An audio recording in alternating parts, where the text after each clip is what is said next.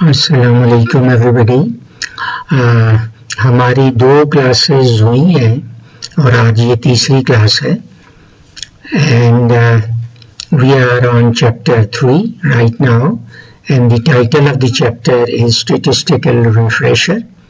Here you will refresh your mind with some of the basic statistics that you studied at undergraduate level. And we are here to refresh some of those. As you remember, in the last class you were administered a satisfaction with the life scale, and it was a short scale of 5 items. You took the test yourself as test taker, and then it was scored according to the key. There were about 10 students present there, and you were asked to learn administering it to some of your family members of your age and education, and increase the number of test protocols. So one student of your class sent me through WhatsApp on our group ID a statistical table indicating that this satisfaction with life scale was taken by 50 people, and she found out some of the statistics like mean and standard deviation. A copy of that picture is shown in this slide as well. You see that the mean score is about 23.9. Rounding it becomes 24. So 24 is the raw score as mean statistics among 50 people, and the dispersion of their score, which is called standard deviation, is about 4.648, and if you round it, it becomes to 5. So let us move on that how this chart helps us to interpret our performance or score on this scale. So here on this slide you find some of the basic statistics that your class fellow worked out. For example, we found that among 50 students the minimum scorer was 16 and the person who got maximum score was 31. So the range of score on this distribution was between 16 to 31. We call this range. The mean score of this group of 50 was 24, as I have already explained, and the standard deviation is 5. Now this student worked out this statistics, what we call basic statistics, for you. Every student of this class should know how to compute mean and standard deviation, because that is very essential to interpret your test score. Now this much is given by that student. We proceed further.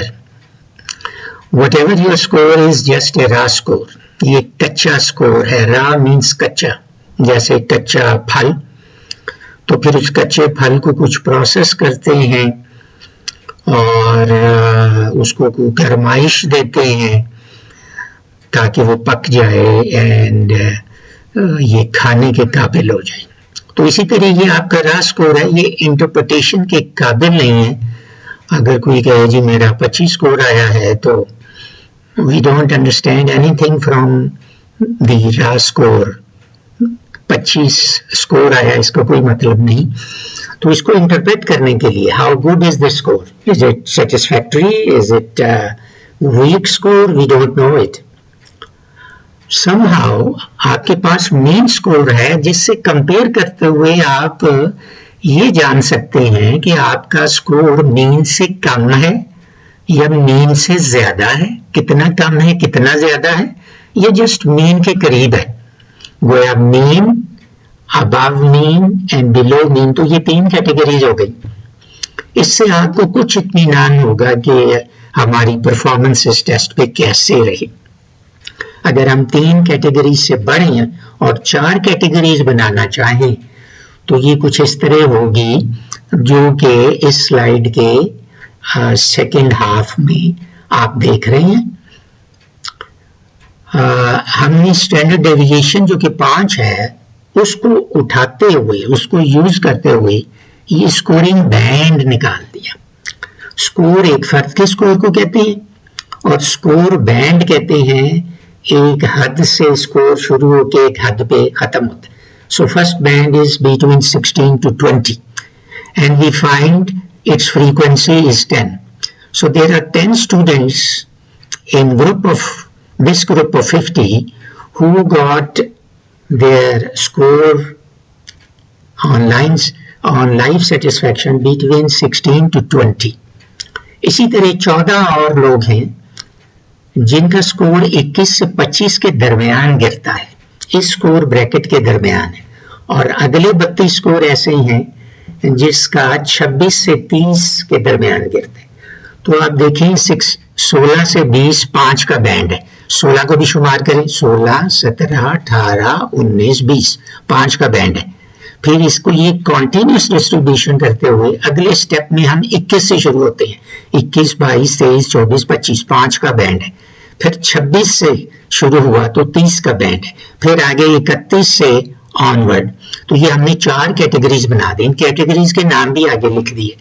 जैसे 16 से 20 वाले 10 लोगों का score हम यूं interpret कर सकते हैं कि इनका सेटिस्फैक्शन विद लाइफ लो है। It means lower than mean score, mean average है। तो इनका इस ग्रुप के जो लोग हैं उनका मीन स्कोर 24 है। तो 16 स्कोर लेने वाले, 17, 18, 19 या 20 लेने वालों की लाइफ सेटिस्फैक्शन एक एवरेज मायार से कम है। तो यूं आपने इन 10 लोगों के स्कोर को इंटरप्रेट कर लिया। इससे बढ़ के 21 और 25 का बैंड है, अगला बैंड है। इनको हम ये कह सकते हैं कि ये लोग they are satisfied with life, इन्हें लाइफ सेटिस्फैक्शन है। और ये 14 लोग हैं जो 21 से 25 के स्कोर के दरमियान पाए जाते हैं, इस स्कोरिंग ब्रैकेट में है। और इनके स्कोर का हम तर्जुमा ये कर सकते हैं कि they are satisfied, at least they have average life satisfaction, क्योंकि इनका स्कोर एवरेज के करीब घूमता है। 24 एवरेज है तो 24 वाला भी शामिल हो गया, 25 वाला भी हो गया, इससे नीचे 23 और 22 और 21 को भी शामिल हम कर लिया। याद रखें स्टैटिस्टिक्स एक एस्टीमेट का नाम है, बड़ी प्रिसाइज मेजरमेंट नहीं होती, एक एस्टीमेट होता है।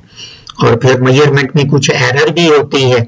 आपको बताया था पिछली क्लास में कि no measurement is perfect, it does have some error. तो हमने इसका बैंड बना लिया कि 21 है या 22 है या 23 है या 24 है या 25 है, तो आप एवरेज के करीब हैं। अगर 25 से ज्यादा है तो अगली कैटेगरी हमने शुरू कर दी, 26, 27, 28, 29, 30।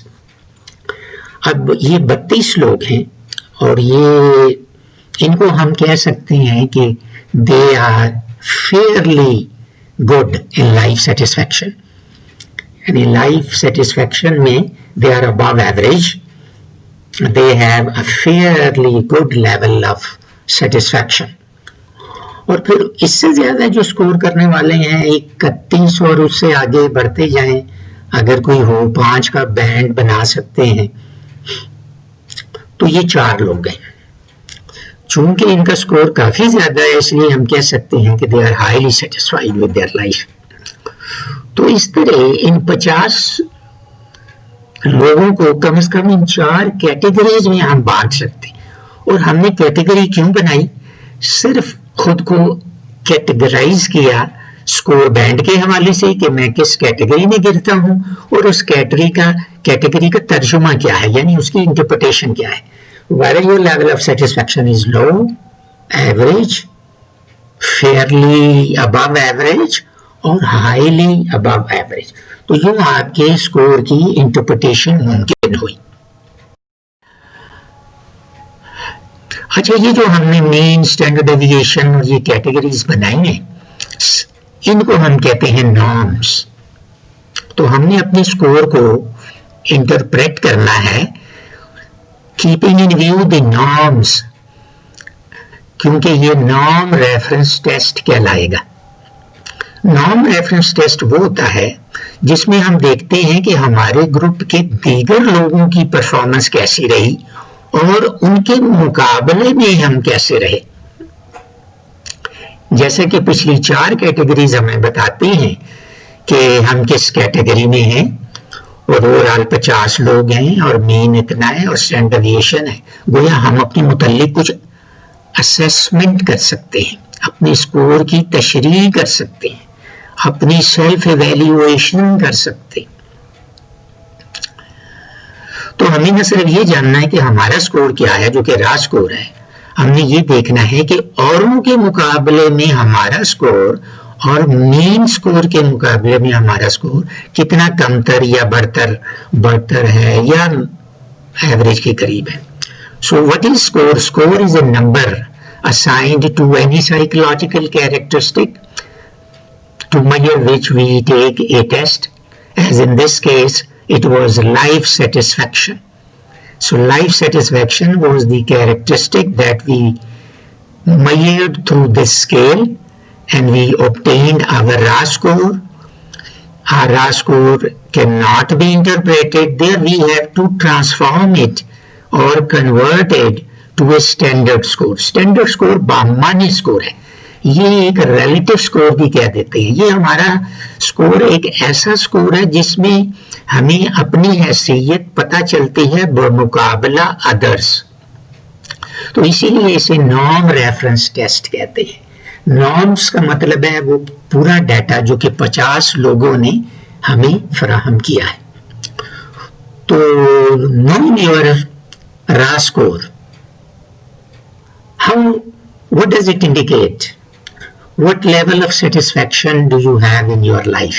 अगर आप अपने आप से सवाल करें तो आपको ये जवाब मिलेगा कि देखना होगा कि और लोगों का स्कोर क्या है और उनके मुकाबले में कितने आप उनसे ऊपर या नीचे हैं।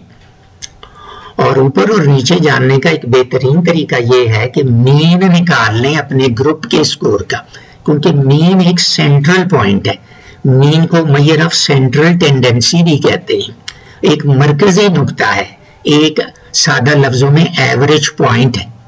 तो अगर आपको ये पता चल जाए कि आपकी पूरी क्लास का, आपके ग्रुप का मरकजी नुक्ता या सेंट्रल पॉइंट क्या है, उसको मद्देनजर रखते हुए आप ऊपर जाते जाएं और नीचे जाते जाएं और अपने स्कोर को, दूसरों के स्कोर को इंटरप्रेट कर सकते हैं। तो मीन एक किस्म का बेस लाइन है, एक सेंट्रल लाइन है।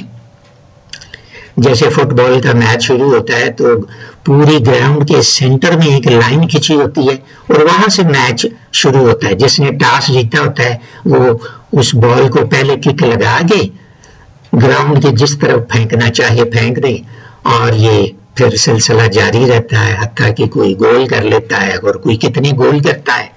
दोनों टीमों का मुकाबला है, गोया मुकाबला, comparison with performance of the other team. तो यूं आप इंटरप्रेट करते हैं इसे। तो ब्रॉडली जब भी आप कोई ग्रुप टेस्ट लें और आपका स्कोर हो जाए मालूम, तो इसकी तशरीह के लिए आपको ये जानना है कि आपके पूरे ग्रुप की मीन या एवरेज परफॉर्मेंस क्या है।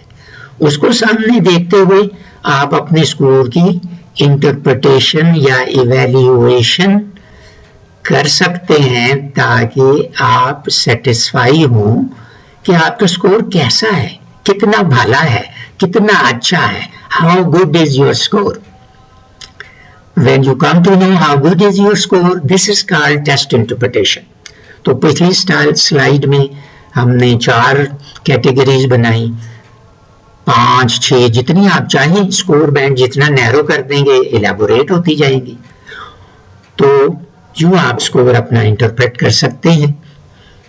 और एक रूल ऑफ द थंब या झटका तरीका यह है कि अपने स्कोर को अपने साथियों के स्कोर से कंपेयर करें और आपके साथियों का मजमूई स्कोर मीन स्कोर है सेंट्रल पॉइंट है, बेस लाइन है, सिर्फ उसी को देख के अपने स्कोर की जांच करें, इवैल्यूएशन, अपने स्कोर की, अपने रॉ स्कोर की जांच करें, तो आपको ये पता लग जाता है कि आप क्यों बेस लाइन के पास हैं, you are an average person, और यू आर अबव और बिलो एवरेज।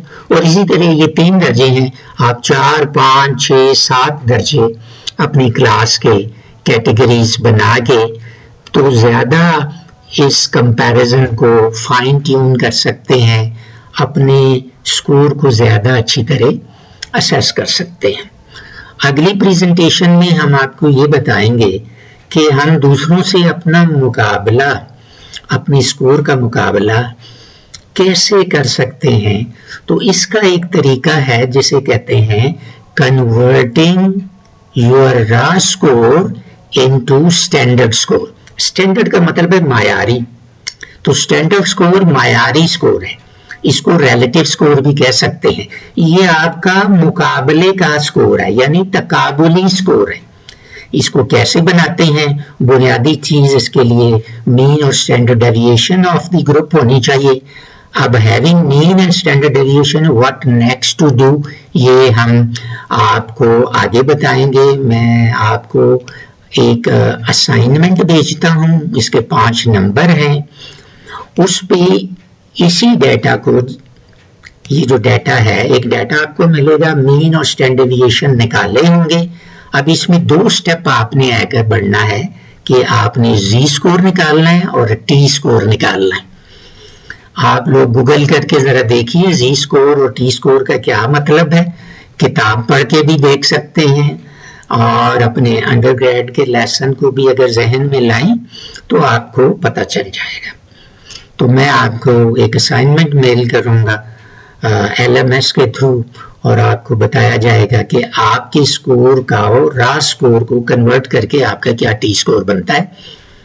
ये असाइनमेंट अगली होगी। So for thank you. आपने टेस्टिंग स्किल लर्न करने के लिए ये एक एक्टिविटी देखी, इट्स एन एक्टिविटी और एन असाइनमेंट। हम अगली प्रेजेंटेशन में चैप्टर 3 के इस लेक्चर को आगे जारी रखेंगे। Okay, thank you.